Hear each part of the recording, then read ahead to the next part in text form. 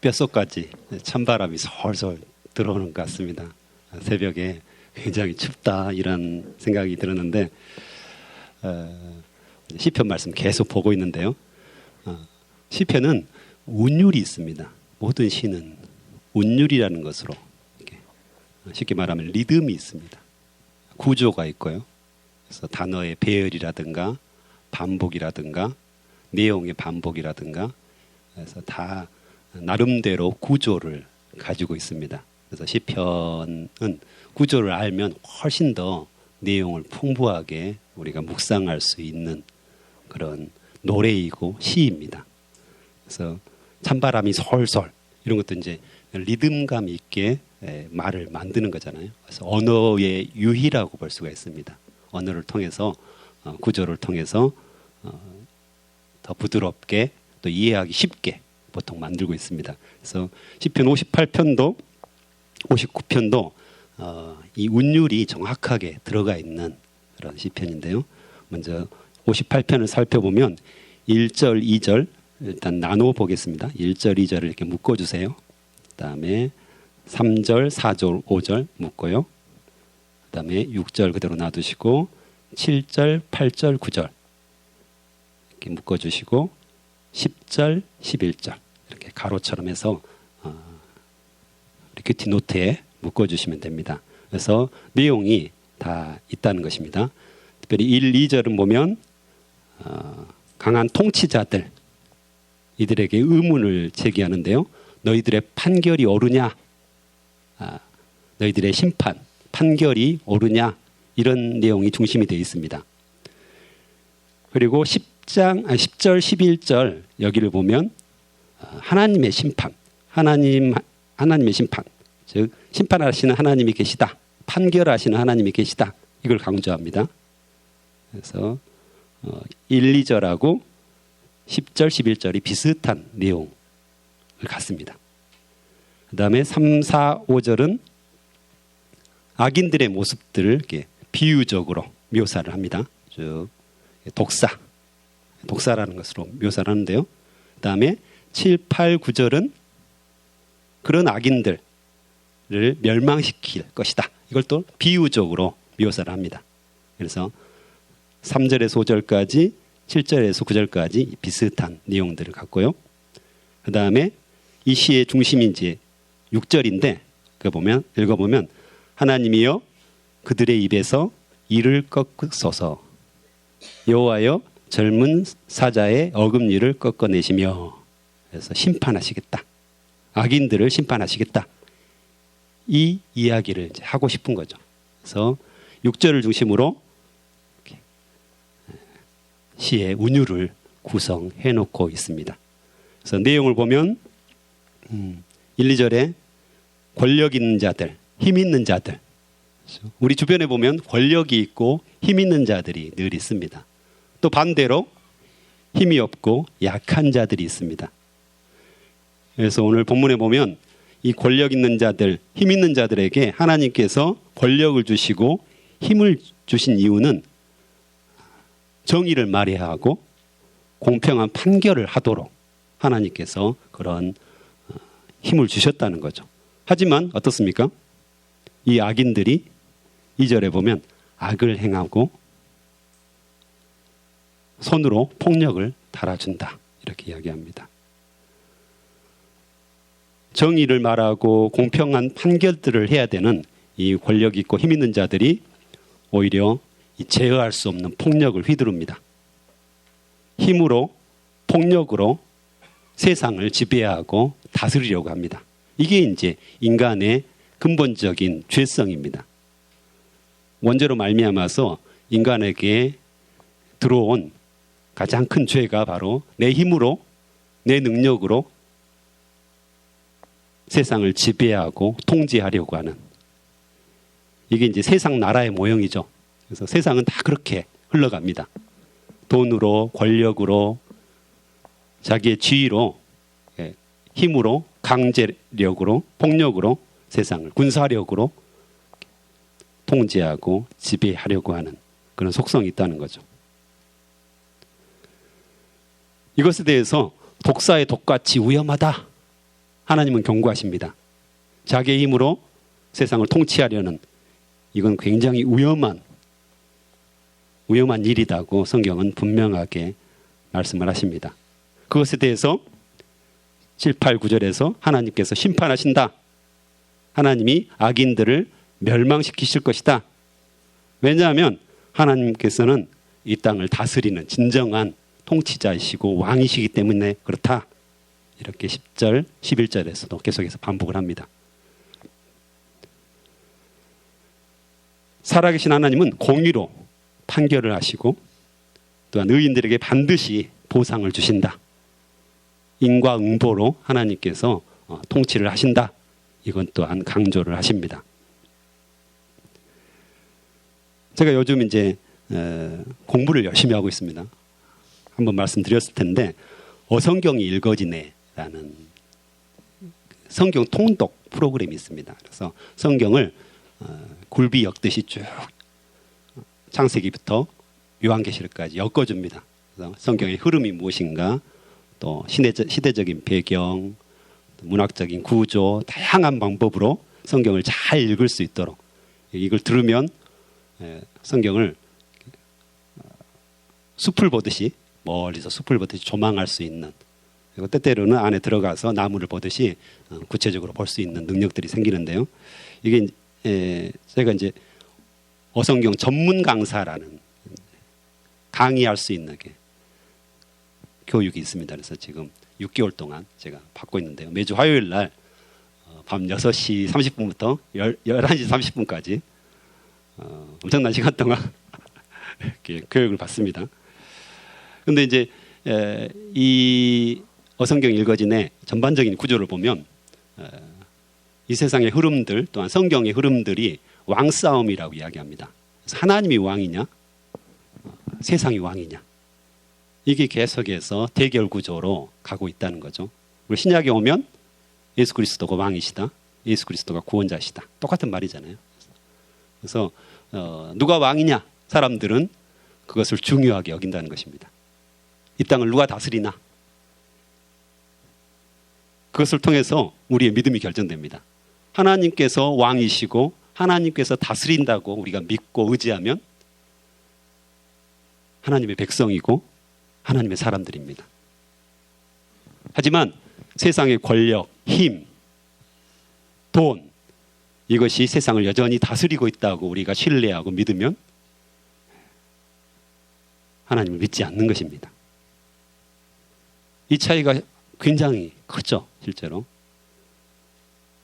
그래서 이런 구조를 쭉 보면 성경의 구약, 신약이 굉장히 선명하게 드러납니다.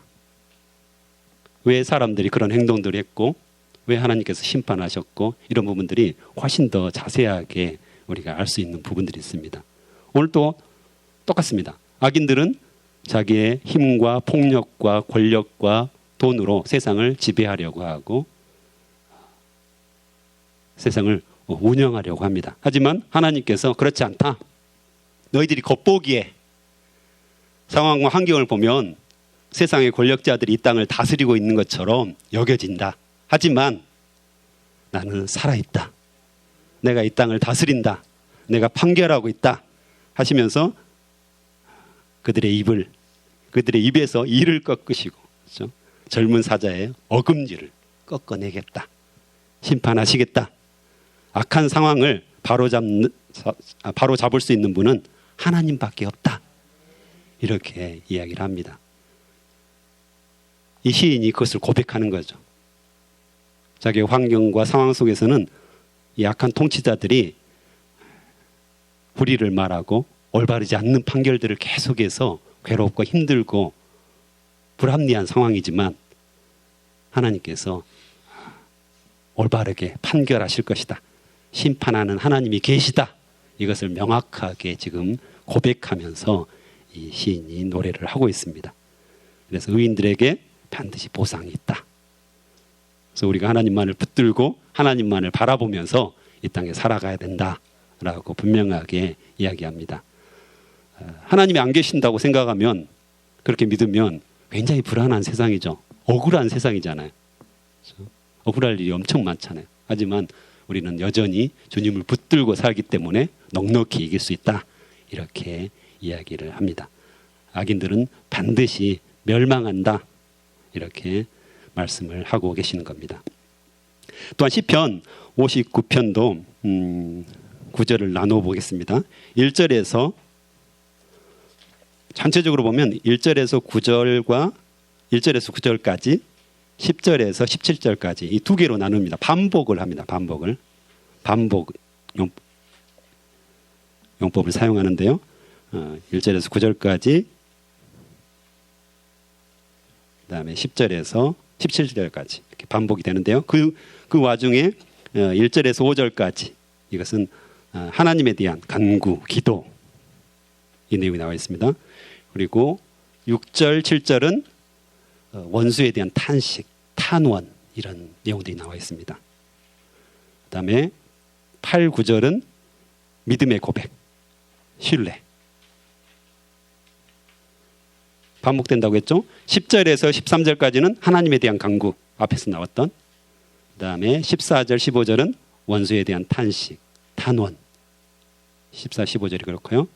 16, 17절에서 믿음의 고백, 신뢰의 고백 나옵니다.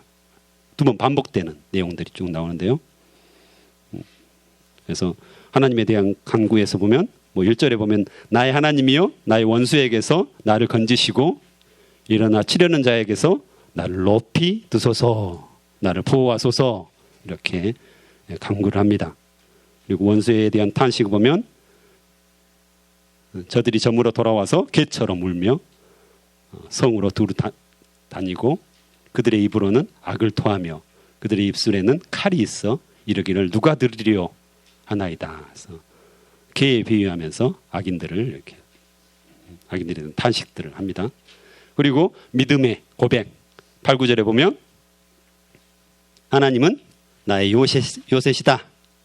나의 산성이시다. 그의 힘으로 말미암아 내가 주를 바란다. 이렇게 이야기하고요.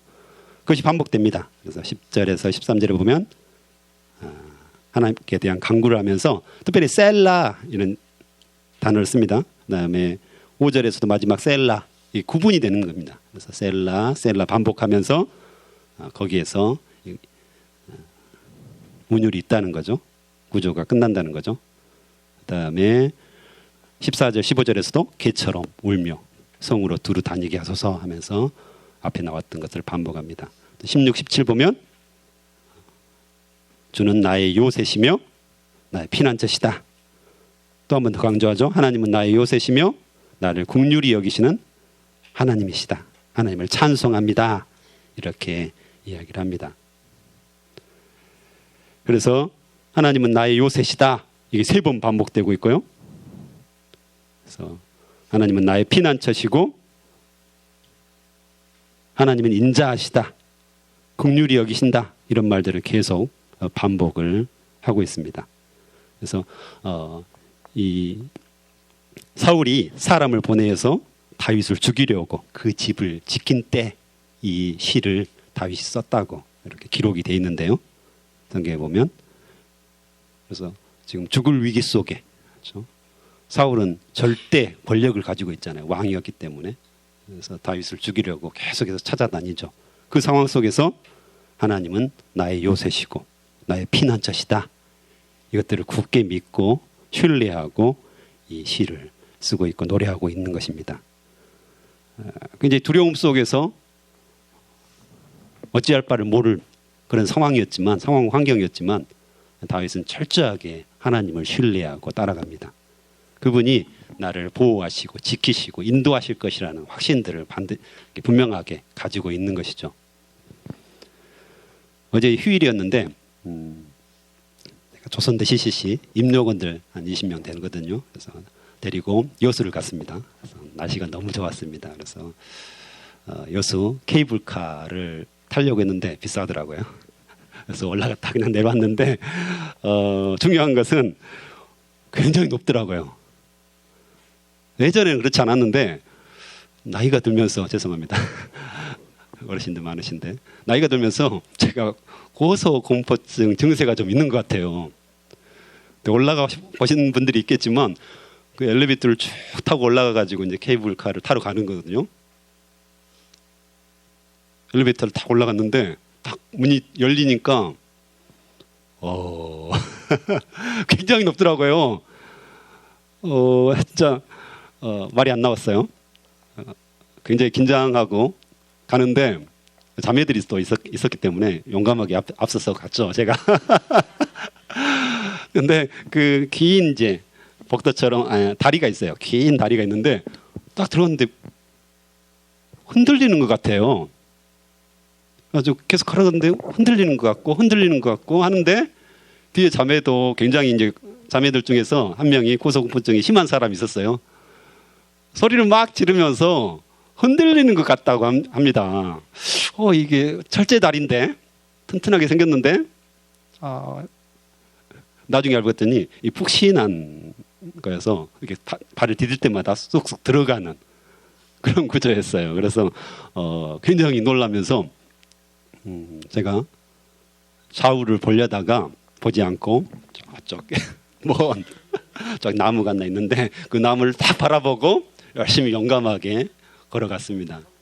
그리고 아마 그 마음속 깊은 곳에 절대 흔들리게 만들지 않았을 것이다. 건축가들이 이렇게 출렁다리를 만들지 않았을 것이다. 튼튼하게 만들었을 것이고 절대 무너지지 않을 것이다. 그런 마음의 깊은 신뢰를 가지고 제가 그 나무를 딱 바라보면서 이렇게 묵묵하게 이렇게 걸어갔습니다. 표정은 거의 굳어졌었고요. 어쨌든 그래서 뒤도 못 돌아보고 참 리더가 그랬습니다. 그래서 오늘 말씀을 준비하면서 이 생각이 나더라고요. 우리가 좌우 상황들을 보면 완전히 낭떠러지잖아요. 무섭고 공포스러운 그런 바깥 풍경이잖아요. 하지만 푯대를 바라보면서 그렇죠. 좌우를 바라보지 않는 거죠. 명확하게 한 푯대를 바라보면서 묵묵히 내가 걸어갔을 때 또 절대 이 다리는 무너지지 않을 거야 라는 신뢰감을 가지고 나아갔을 때 내가 안전하게 그 다리를 건널 수 있었던 그 생각이 나더라고요. 이게 바로 우리의 믿음 생활이 아닌가. 우리 주변 환경과 상황을 바라보면 늘 어려움과 힘겨움과 때로는 내가 뭘 할 수가 있을까? 나는 아무것도 할 수가 없는 것 같아. 너무 두려워. 너무 무서워. 너무 억울해. 세상의 모든 삶들이 그렇잖아요. 세상 환경, 상황 이것들은 만만치 않고 녹록치 않은데 우리에게는 하나님이라는 푯대가 있는 것 같습니다. 그 푯대를 향해서 계속해서 달려가는 거죠. 좌로나 우로나 치우치지 않고 하나님만 바라보면서 묵묵히 걸어가고 또한 하나님께서 내 인생을 책임지시는 요새이시고 피난처이시고 흔들리지 않는 반석이시니까 흔들림 없이 하나님께서 내 인생을 책임지실 거라는 확신들이 있으니까 신뢰가 있으니까 계속해서 전진할 수 있고 하나님과 동행할 수 있는 그런 삶이 아닐까 이런 생각들을 하게 됩니다. 오늘 다윗도 굉장히 두려웠을 것입니다. 자기 죽음의 문 앞에 있는 거잖아요. 문턱에 있는 거잖아요. 잡히면 죽는 거잖아요. 그 죽음의 두려움 속에서 하나님을 푯대로 붙잡고 하나님을 신뢰하면서 당신이 나의 산성이십니다. 요새이십니다. 피난처이십니다. 이것을 고백하면서 절대 흔들리지 않고 주님만을 바라보며 걸었던 그런 다윗의 모습처럼 우리도 동일하게 이 흔들리는 세상 속에서 하나님만을 푯대로 붙잡고 그분을 신뢰하면서 달려갔으면 좋겠습니다. 오늘 또 수많은 일들이 우리에게 닥쳐올 것입니다.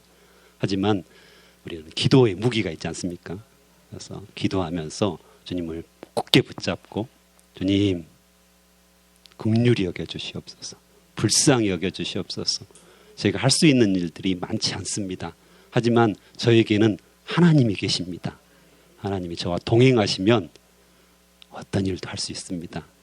이렇게 고백하면서 나아갔으면 좋겠습니다. 함께 기도하겠습니다.